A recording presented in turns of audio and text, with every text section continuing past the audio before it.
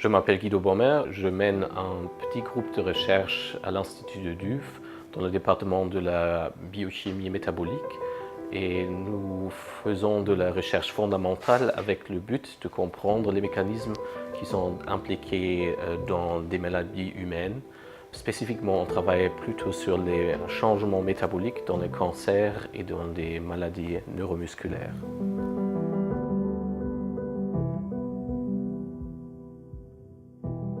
Je suis médecin à la base, donc ma motivation est clairement d'améliorer la santé des êtres humains.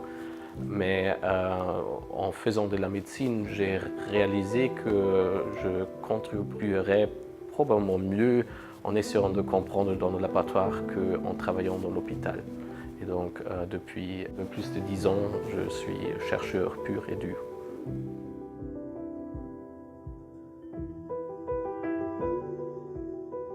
Nous faisons de la recherche fondamentale.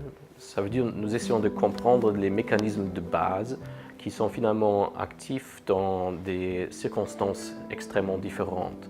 Donc les mêmes mécanismes sont actifs dans le cancer, mais aussi dans des maladies neuromusculaires.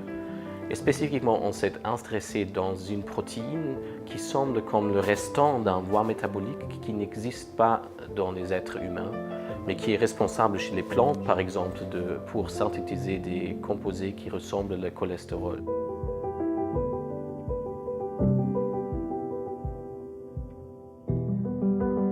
On a essayé de comprendre ce que fait cette enzyme.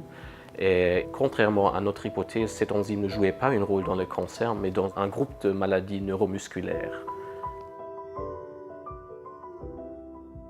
Le résultat de nos recherches était la compréhension de 3 protéines qui, ensemble, servent à attacher une petite étiquette à des protéines qui jouent un rôle majeur dans la santé des muscles. Quand ces protéines sont mutées, il y a des maladies neuromusculaires pour lesquelles il n'y a pas de thérapie jusqu'à maintenant.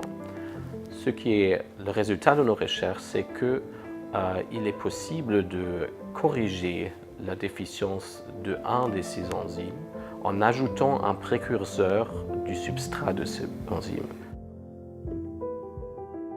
Concrètement, on ajoute un dérivé d'un sucre, le ribitol, aux cultures cellulaires et les cellules sont capables de modifier la protéine de la façon correcte malgré le fait que la protéine ISPD est mutée.